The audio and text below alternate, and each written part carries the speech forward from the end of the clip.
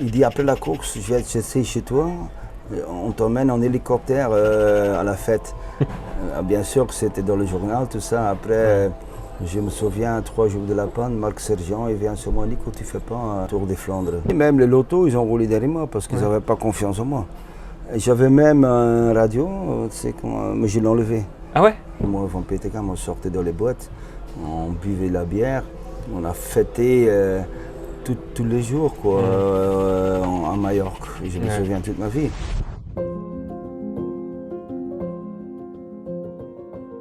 Quand on est enfant, il y a parfois bien peu de choses qui nous font devenir supporters d'un cycliste. Matan is still looking down, he's still got the effort here, second place still a reality.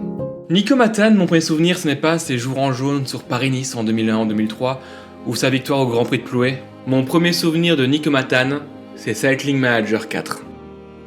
Ce jeu, c'est mon premier jeu de cyclisme. J'y ai joué non-stop. Et en tant que jeune belge de 10 ans, je veux gagner toutes les classiques. Mais parfois dans le jeu, sur Paris-Roubaix, le Samin ou le Tour des Flandres, il y a un gars, belge, dans une équipe espagnole qui me bat, Nico Matan. Et à partir de ce moment-là, j'ai joué avec l'équipe espagnole, Relax Bodysol, afin de gagner toutes les classiques avec Nico Matan. Un fervent supporter était né. Et en 2005, il revient à la Lotto. Je suis super heureux évidemment, c'est mon équipe préférée. Et c'est une fois arrivé dans l'équipe Lotto qu'il va gagner la course la plus importante à ses yeux. Et je vous la raconte aujourd'hui.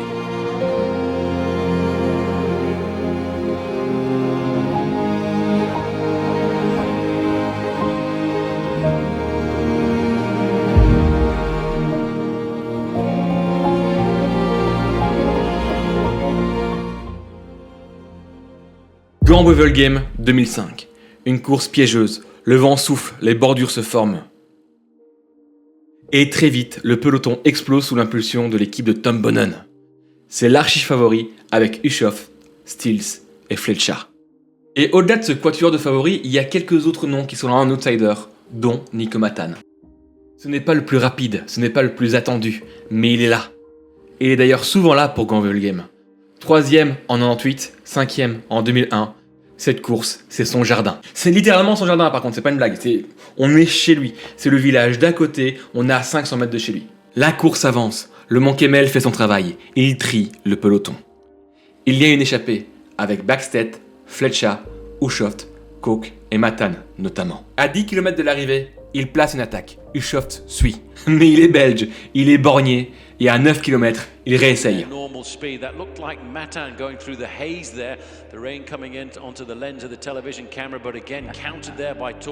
Il a 400 mètres d'avance. À l'arrière, le groupe se désorganise. Backstedt et Pozzato chutent. Nico Matan donne tout. Il lui reste 8 km. Le quatuor qui lui roule dessus est impressionnant. Benatti, Fletcher, Ushoft et Cancellara. Je vous ai parlé de ses jours en jaune sur Paris-Nice. À chaque fois, c'était à l'issue du prologue. Ça veut dire que Nico Matan roulait très fort sur des petites distances, il sait faire. Fletcher passe à l'attaque. Il rattrape Matan. Devant ma télé, je me dis que c'est foutu pour Nico. Fletcher, à cette époque-là, il paraissait surpuissant. Et on avait l'impression que son palmarès ne reflétait pas du tout son talent. Mais Nico Matan s'accroche à la route Fletcher. À 3 km, la victoire se joue entre les deux. Fletcher prend 10 mètres, 20 mètres. Matan est à fond, mais ne parvient pas à réduire l'écart. C'est fini. Et voilà, c'est la fin de cette vidéo. J'espère qu'elle vous aura plu. N'hésitez... Non, je déconne. Il y a une suite. Malgré l'avance de Fletcher à 1 km de l'arrivée, Matan ne lâche rien.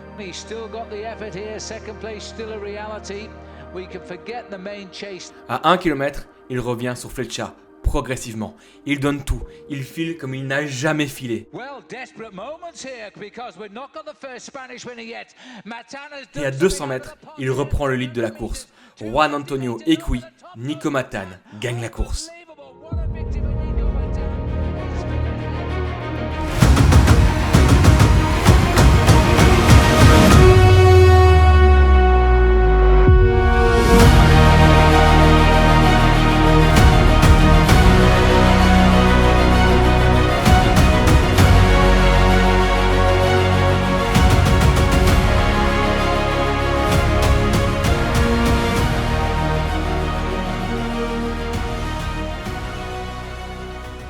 Nico Matan n'était pas le favori. Il n'était pas le plus rapide, il n'était pas le plus attendu. Mais il a saisi une opportunité, peut-être imparfaite, peut-être discutable. Discutable, oui, c'est le mot qui arrive en fin de page Wikipédia sur la course. Il y a tout un débat sur le fait qu'il ait reçu de l'aide des véhicules présents sur la course pour revenir sur Fletcher. Peut-être qu'une bonne manière de savoir ce qu'il en est vraiment, c'est d'en parler avec le principal intéressé. Mais ce serait fou quand même qu'il apparaisse en fin de vidéo comme ça. Ouais. Ça t'ennuie ou pas qu'on en parle de ça, ou tu comprends les débats qu'il y a par rapport à cette arrivée? Bah non, mais au fait, j'ai rien fait de mal. Hein, donc t'as profité de jamais. Bah non, mais la voiture elle roule là-bas, elle s'écarte. Le directeur de course il s'écarte. La voiture Mavic il s'écarte. Bah, si je roule derrière la voiture elle roule à 40 à l'heure. Je suis jamais. Bien sûr, tous les coureurs ils vont aller. Ouais. J'ai jamais fait ça. Hein. J'ai fait ça. J'ai passé la voiture donc. Est-ce que tu penses que c'est parce que tu étais belge et que c'était une organisation de course belge qui du coup on a dit bah peut-être que ça a aidé, ça aurait été Fletcher à ta place, peut-être qu'il n'y aurait pas eu ce débat là peut-être? Non mais Fletcher il n'a jamais rien dit et même à Paris-Roubaix, 4 jours après il m'a félicité, il m'a jamais dit t'as fait quoi. J'ai vu un truc rigolo sur la vidéo avec Gilbert Lefebvre et tout sur Instagram. À un moment tu dis Fletcher il a ralenti un petit peu. T'as vu son commentaire ou pas sur la vidéo? Non. Il a écrit tu mens, j'ai jamais ralenti. Qui Fletcher? Fletcher a commenté ça sous la vidéo. Ah ouais? Ah non, j'ai pas vu ça. Non. Bah non, mais ça se voit que c'était bon, c'était pour le joueur. C'était bien si par exemple j'ai gagné avec 2 minutes d'avance. Peut-être tu es pas là, vous n'êtes pas là parce que c'était quand même un final un peu, tout le monde en parle ça, tout près de chez moi. Tu gagnais pas souvent chez toi. Hein. Et justement, parce que tu disais à la RTBF que c'était vraiment la course la plus importante que tu aies gagnée à tes yeux, c'est parce que c'est la proximité de chez toi, c'est que c'était tes routes, c'est pour ça que tu voulais la gagner, ou il y a autre chose? Quand tu gagnes, j'ai gagné Plouay aussi, j'ai gagné Piemonte, si tu gagnes là-bas, tu n'as pas tes supporters. Ouais. Tu habites à 1000 km, là tu as tous les supporters qui sont là. Elle était comment la fête après? Comment On a bu quelques bières. Je suis rentré à 3h du matin, après le lendemain j'avais la reconnaissance de Paris-Roubaix. Mais bon, je m'en foutais quoi, c'était chez moi. Bon, quand tu gagnes en Italie le soir, tu ne vas pas faire la fête jusqu'à 3h du matin parce que tu connais personne. C'est que tes équipiers. Mais là, c'était chez moi, c'est mes supporters qu'ils ont organisé au dernier moment. Tu peux organiser ça au dernier moment, tu ne peux pas dire le matin on va faire une fête, tu ne sais pas si tu vas gagner ou pas. Après, tout le monde était là, on avait 500 personnes. Hein. Et en plus, Grand Wheel Game avait pour toi, c'était aussi la course que tu as déjà failli gagner 2 fois. Donc tu avais aussi. Ouais, c'est la seule. Au fait, comme on dit, des regrets. J'étais beaucoup plus fort en 2001, hein, mais je suis à plat. Hein. J'ai créé à 23 km d'arrivée. J'ai encore 1 ou 2 kilos dans ma roue arrière. Hein. Là, je gagne facile. En 2001, j'ai dû gagner 3 fois. Hein. Bah, c'est qui encore en 2001 qui gagne qui gagne en 2001, je ne sais plus. C'est pas Incapi qui gagne. Non, c'était sprint à 4, à 5. Moi, j'avais 5, mais c'est qui gagne? C'est Incapi qui gagne, oui. Je crois que c'est Incapi, oui. P6, Incapi, moi, Léon Van Bon. Et qui encore? Ouais, j'attaque encore à plat. Je prends 20 mètres, 30 mètres à plat. Si là, je ne suis pas à plat, je gagne en 98 aussi hein, avec VDB. Tu roulais pour lui, ça? Ouais, moi, j'avais déjà roulé 120 km pour lui. Je vais chercher les bidons pour Franck. J'étais le moindre de tout, hein, avec ta fille, Musée, Ballerini, t'avais Steels, t'avais Bowman, t'avais Wilfried Peters. Là, je pouvais gagner aussi, mais j'avais des crampes, donc. Ouais, c'est le seul, je pouvais gagner 3 fois. Non, bon. You have to feel sorry for Juan Antonio Fletcher. J'étais bien, mais j'avais pas, tu sais, j'étais pas le leader dans. C'était qui le leader de la. Tom Steels. C'était Tom Steels pour toi. On avait une grosse équipe, ils n'avaient pas parlé de moi, pourtant. Pourtant, j'ai vu une interview qui disait que tu avais dit à ton équipe le matin même tu ferais podium. Je ne sais plus qui, l'ancien champion d'Australie. Talked with Nico last night and he said, yeah, I want to get on the podium tomorrow. J'étais déjà 3e, je pense, quand la panne. Ouais. J'étais 4 ou 5e E3. Ouais. Donc j'avais vraiment des bonnes jambes. Donc tu n'étais pas le leader, mais tu savais quand même que tu ne voulais pas figurer, quoi. Même Tour de Flandre, j'étais bien, je pense 12e ou 15e, c'est pas Tour de Flandre, ça allait bien. Pardon. Mais bon, c'était pour moi, c'était mes roues d'entraînement. Bon, ça veut rien dire, hein. Si c'était roues d'entraînement, ça veut rien dire, il faut avoir la jambe. Mais ouais, après, bon, on est parti à combien là, 8-9. Mais derrière, ça roulait parce que. Et les noms, quand tu vois les noms, c'est que des gros rouleurs derrière toi. Ouais, mais derrière, ça roulait. Même les lotos, ils ont roulé derrière moi parce qu'ils Ouais. n'avaient pas confiance en moi.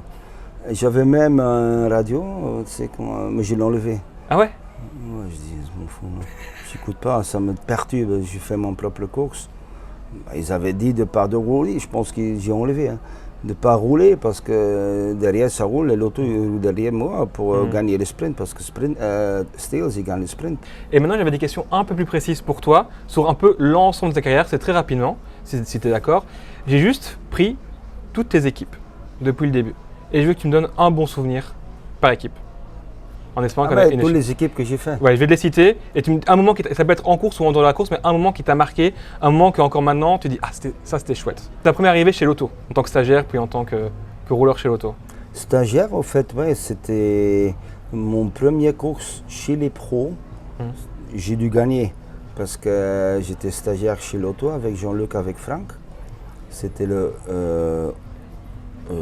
Omloop Mandelen-Schaal à Meulebeke. Okay. Je suis sorti le dernier tour et j'ai cassé mon guidon. Mon guidon, il était tout droit. Et comment on dit, le copserie, ici. Ouais. Et mon guidon, ma roue, elle était comme ça. Je suis tombé. J'étais tout seul. Normalement, je gagne ma première course pro. Ah putain. 93.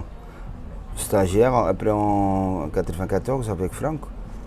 Bon, les bons moments, non, mais c'était surtout mes moments avec Franck hein, en 94. Maintenant, c'est l'équipe un peu Dream Team, je trouve. C'est quand on y pense, c'est dingue cette équipe. Un bon souvenir à la Mapei.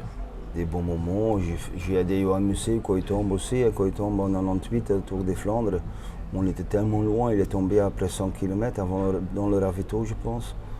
C'est moi qui a bouché les trous avec Johan dans la roue. Hein. Ouais. J'ai bien travaillé. Là, pour moi, c'était une de mes meilleures équipes que j'ai eues, hein, organisées déjà dans ce temps-là. Hein. Ouais. On parle 97, 98.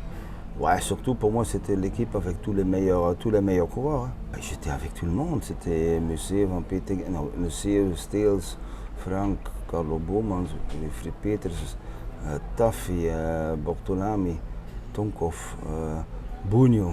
Même pour moi, c'était une anecdote qui était marrante. Ça, c'est un bon souvenir en 98. C'était la dernière année de Bugno quand il roulait. C'était ses adieux et j'ai dormi avec lui quand j'avais 26 ans. 28 ans. Et il dit demain est vincere, Nico. Ah oui, je dis Gianni, tu vas gagner, ouais, tu verras. Je vais partir sur la grande route, il dit une autostrade. Putain, mais il dit, on s'était dans les Pyrénées, en Espagne. Ouais. Et il dit, je vais gagner demain et je vais arriver plus vite que toi à l'hôtel. On a dû faire 1h30 avec le bus dans les Pyrénées. Donc on avait après à l'arrivée pour aller à l'hôtel 1h30. Et il dit je vais arriver plus vite que toi. Je dis comment on va faire? Vedrai domani vincere io sono più veloce da te à l'hôtel. Et vrai, il gagne. Et nous on arrive à l'hôtel avec le bus et au même moment il arrive avec l'hélicoptère. Enfin, oui. Il était hélicoptère, il est en hélicoptère lui. Et on arrive au même moment, lui avec l'hélicoptère sur le parquet. Il n'était pas plus vite, c'était juste au même moment. Donc c'était une histoire que tu n'oublies pas quoi, avec Gianni. C'était tous des stars hein, dans ce temps-là avec Mapei. Évidemment, j'ai une petite saveur particulière pour cette équipe-là. C'est la Cofidis. Parce que je sais pas si tu te rappelles la première fois qu'on a interagi, toi et moi, sur les réseaux sociaux. C'est une vidéo de la Cofidis où il y a toute cette histoire des manchettes dans la voiture. Où on voit. Ah oui, c'est toi qui as fait ça. C'est moi qui ai fait ça. Ah, les manchettes, les manchettes. C'est tellement drôle ce Ah ouais, moment. mais j'avais jamais vu ça moi. Des manchettes. Ils sont avec Nico. Dans sa poche. Ils sont avec Nico. Dans la poche à Nico, il y a une paire de manchettes. Non, mais il y a des manchettes. Nico, tu as des manchettes? Bordel! Les manchettes! La poche de son truc, ils sont mouillés les manchettes. Nico, des manchettes! Ça, c'est Nico. Franck, il était lâché en Aragon, en Espagne. Il était devant la voiture. Ben là, il avait des problèmes au genou. C'est une bonne histoire, ça. Et il dit, et c'était Pietro Algieri, il dit, tu attends Franck qu'on rentre dans le délai. Donc c'était juste, on avait une demi-heure de retard. Ouais. On avait à 5 minutes de 5 km l'arrivée, on était presque dans le délai. Il y avait encore un boss. Moi, j'ai roulé 60 km avec Franck dans la roue. Et à la fin, il commençait à marcher mieux. Il avait plus de problème au genou. Et il attaque derrière mon dos. Il attaque dans la bosse, il attaque derrière mon dos et il me lâche. Et on était. Lui, il avait 20 secondes dans le délai et moi 10 secondes dans le délai. Il voulait me fliquer comme ça. C'était rigolo, mais on a rigolé avec ça. Mais bon, heureusement que j'étais dans le délai. Ouais, imagine. Ouais, il est resté pendant 50 km dans ma roue. À la fin, il attaque derrière mon dos. Et maintenant, j'avoue que dans ton parcours, la prochaine, je suis curieux. Comment tu as fini à la Relax Bodysol? Mark Cook, Ouais. c'était Omega Pharma. Il avait plusieurs marques. Il avait Silence, il avait David Amon, il avait Predictor. Après, c'est Mark Cook, je pense, qui a contacté Patrick. Et c'était au fait Patrick qui était manager de cette équipe-là. Ok. Patrick Lefebvre, il était le manager parce qu'il me voulait à moi, il voulait montrer une équipe pour des jeunes. J'avais déjà 33 ans, il ne faut pas oublier. Ils pensent que j'étais fin de carrière. Donc ils m'ont demandé, c'était une équipe de jeunes. On avait des bons coureurs là. On avait Van Sumeren. Un autre souvenir autre que Gant Wevelgem chez l'auto, dans ton retour chez l'auto d'Habitamon, un autre souvenir qui t'aura marqué de cette période-là? L'hiver de 2004 par exemple, on était en stage avec l'autre, on faisait aussi ce qu'on veut. Moi, Van Petegem, on sortait dans les boîtes, on buvait la bière, on a fêté tous les jours quoi, à Majorque. Je me souviens toute ma vie. Mais on était toujours là à l'entraînement, on s'entraînait. Et je me souviens, au 6 janvier, j'avais encore 6 kilos de trop. Le 6 janvier, j'ai gagné, il n'y a personne. Mes amis ont dit comment c'est possible que tu... Comment perdre 6 kilos en peu de temps? Bon, ouais, pas plus boire de l'alcool, faire gaffe à la nourriture, s'entraîner. Et j'ai vite perdu pendant un mois, j'ai perdu 6 kilos. Hein. J'ai eu mes amis qui sont venus dans mon garage, j'ai dit Nico, arrête de boire, bientôt c'est les classiques. Après j'étais sérieux et j'ai gagné, je fais 3e à Napon, 4e, 5e à Arlbeck, je gagne Gant Wevelgem.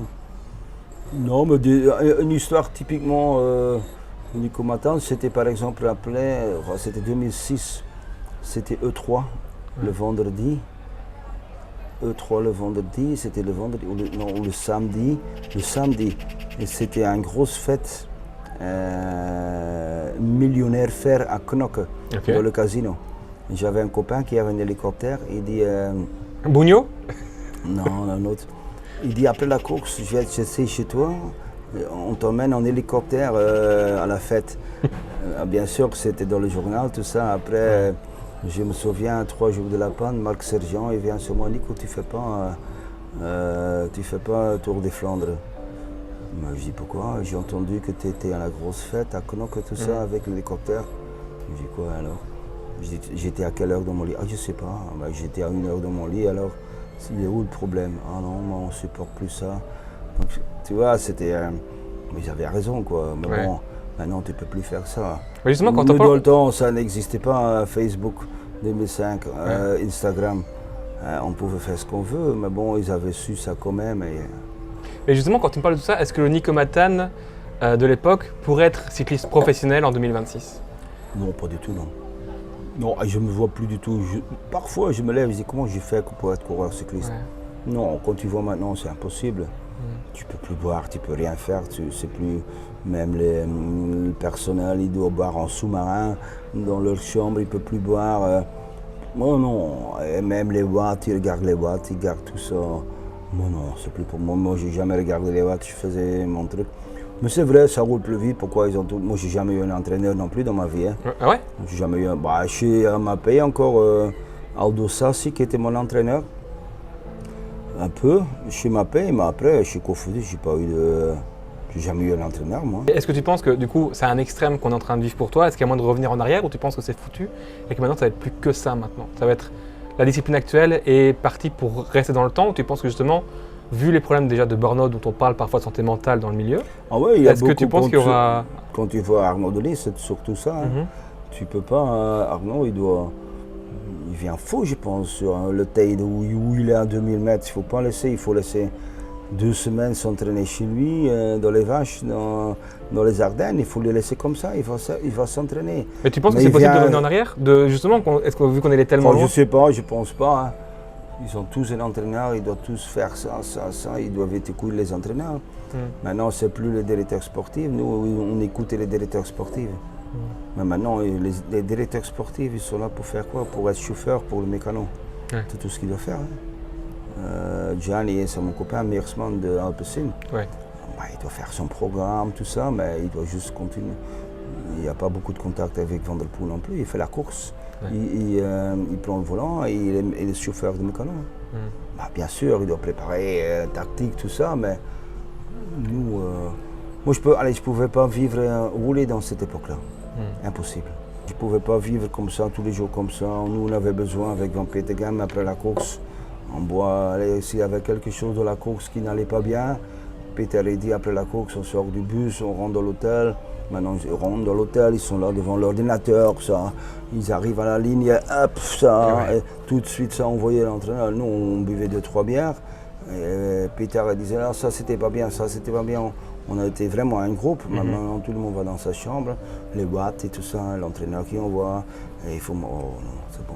Je ne pouvais pas être coureur maintenant. Non. Sur ma chaîne YouTube, il y a une série où on dit que sont devenues telle ou telle personne. Et du coup, moi j'ai envie de te poser la question, que devient Nico Matin en 2026 ? C'est quoi ta vie en 2026 maintenant ? Ma vie? Ouais. Quel est ton quotidien ? Quel est ton travail ? Parce que du coup, je le sais, mais je vais te laisser le dire. Quel est ton travail et comment se passe ta vie actuellement ? Bah, je travaille dans la bière, donc ça fait 10 ans cette année que je travaille dans la bière. Mais c'est bien, c'est un boulot. Mon père, il était marchand de bière aussi quand il y a 30 ans. Et en plus, un nom qui résonne avec le cyclisme, en plus, là où tu travailles dans la bière. Ah bah oui, la bière Quarmont, c'est la bière de cycliste, c'est la bière de vélo, donc en fait, je suis un super boulot, j'ouvre les portes un peu partout. Là, je viens de Bruxelles, un contact à moi, il a vu qu'on est la meilleure piste au monde. J'étais avec eux, on va faire la Bavic, donc j'ai beaucoup de... Patrick Lefebvre, il dit toujours le personnage qui connaît le plus de monde, c'est Nico Matin. Donc j'ai les contacts partout et ils prennent la Quarmont pour moi. En fait, je fais beaucoup de courses aussi, je monte sur le podium, c'est bien. C'est toujours un peu dans l'entourage des vélos parce qu'on est sponsor de Flanders Classic, de toutes les courses comme Omloop, comme E3 Arlbeek, Kuurne, Wevelgem, c'est Flanders Classic, Tour de Flandre. Donc on a presque partout les courses, mais la coupe de Quarmont. Donc je suis beaucoup, mon boulot c'est aller dans les cafés, les restaurants, tous les jours. C'est pas facile non plus. C'est dur, j'imagine. Bah, si mon patron il m'appelle, tu es où? Je vais dire je suis au café. C'est horrible. Et du coup, ça c'est un autre chapitre. Je ne sais pas très bien comment l'aborder avec toi, mais parce que tu as cité beaucoup de fois, c'est Franck. J'ai appris 2-3 trucs et je voudrais savoir si c'est vrai ou pas. C'est vrai que c'est encore toi qui gères ces réseaux sociaux maintenant? Oui. Les réseaux sociaux. Parce que j'ai vu qu'à une époque, c'est toi qui gérais, qui mettais les photos en ligne et Oui, tout. c'est moi qui fais. VDB Forever, c'est moi qui fais Encore. ça. C'est important pour toi de continuer et ça? je pense que Cameron, elle peut mettre des photos aussi, mais Cameron ne le fait pas. Ouais, c'est important, je mets parfois, si c'est par exemple le Tour de Flandre le jour même, je mets une photo de Franck. Si c'est Liège-Bastogne-Liège, je mets des photos de Franck, toujours de cette même époque, là, quand c'est, par exemple là, Tour d'Espagne, là, samedi. Ouais, je vais peut-être commencer à mettre des photos de Franck de Tour d'Espagne, toujours comme ça. Ouais, c'est important que Franck il est encore entre nous, quoi. On a pas mal de suiveurs, 15 000 je pense. Donc, ouais, je ne mets pas tous les jours en photo de Franck, mais ça me fait quelque chose de. Je dis, c'est pas un honneur, mais comme on dit, de penser à lui, de ne pas l'oublier, que les gens ne l'oublient pas, quoi, mettre des photos de Franck. Ouais, j'aime bien ça, ouais. C'est moi et un copain qui ont construit je sais pas, il y a 10 ans plus, qu'ils ont fait l'Instagram page. Et ouais, j'aime bien ça, faire les photos de Franck. Ouais. Alors, je sais pas si tu m'autoriseras à la mettre au montage, mais j'ai aussi découvert une chanson que tu avais fait pour Franck apparemment. Ouais, c'était la chanson des étoiles. La chanson des étoiles, oui. De Bart Herman, tu peux trouver, il n'y a plus personne qui sait ça. Bart Herman. Je l'ai sur YouTube, je l'ai trouvé. Les yeux se montrent à l'horizon, un temps de cirque se dresse près du chemin. Le clown est roi, voilà. Le sol dans le sable, on tombe sa fête. Un petit vélo sillonne le terrain. Je pense à toi. Voilà, tu vois que je connais encore. Ouais, je l'ai écouté tout à l'heure. Et d'où ça vient? Pourquoi cette chanson? D'où ça vient cette histoire de chanson? C'est un hommage, c'est Bart Herman qui est connu en Flandre pour. C'est un single songwriter qui a fait une chanson pour moi et Franck. Okay. On a commencé avec un CD comme ça dans le temps. C'était des CD. On vendait des CD pour Franck. Pourquoi? C'est un hommage, donc on a la chanson en flamand et en français. Moi je l'ai pas trouvé en flamand, je l'ai trouvé en français. Lied van de Sterren. C'est la même, la chanson Ok. des étoiles. Ok, Tu l'as, lied chanson van de sterren des étoiles. Ouais. ok. On a fait ça, bon, je sais pas, après qu'il est mort, Franck, 2010, je pense que ça fait... Ouais, mais tu peux trouver sur les réseaux, ouais. Je la mettrai un petit extrait juste pour La chanson dans la des vidéo. étoiles. Ouais. Clown et roi.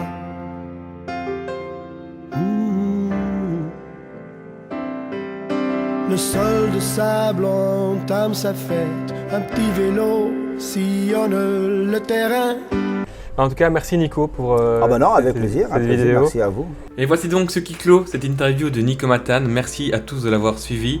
C'était un vrai privilège de l'avoir rencontré et surtout, ça clôture un peu cette double vidéo où d'abord je parle de Franck, puis je parle de Nico, de cyclistes qui m'ont marqué pour des raisons très différentes quand j'étais enfant. Merci à tous d'avoir rejoint la chaîne, on est quasiment 3000, c'est absolument fou en même pas un an. On se retrouve très vite pour d'autres projets et bisous.